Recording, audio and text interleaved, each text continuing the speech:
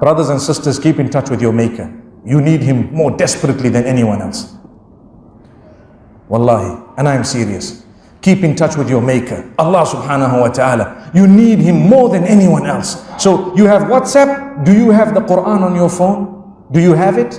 And subhanAllah, people might say, well, if I do, how can I go to the toilet and so on? There are rulings issued by the ulama. I can very quickly make mention. If your application is open, you should not use that phone to go into the toilet.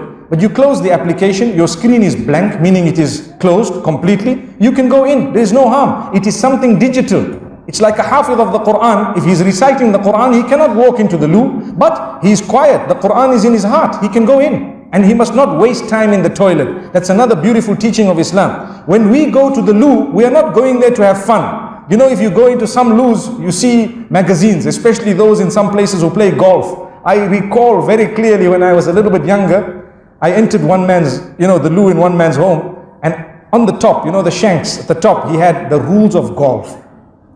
And wallahi, you won't believe what I'm telling you, but some of you might have seen it because now they sell it on an international scale. They have a small golf green in the toilet, meaning a small little makeshift thing with a mini putter and a golf ball. And whilst you're sitting, you're busy putting. Whilst you're sitting, you're busy putting. I'm not joking. I'm honest with you. You can Google it and check it, but please don't buy it. So they're putting. Why? Because they're wasting their time. We are taught as Muslims, you go to the loo, it is known as liqada il-haja, in order to finish your business. You go in there, you relieve yourself, and you come out. There is a dua to read before you enter and as you exit, to ask Allah protection from the devil, because we are taught that sometimes shaitan infests those areas.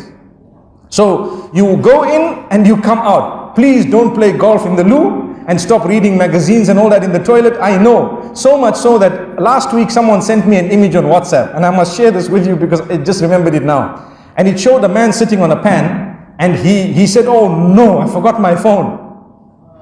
Do you know what that means?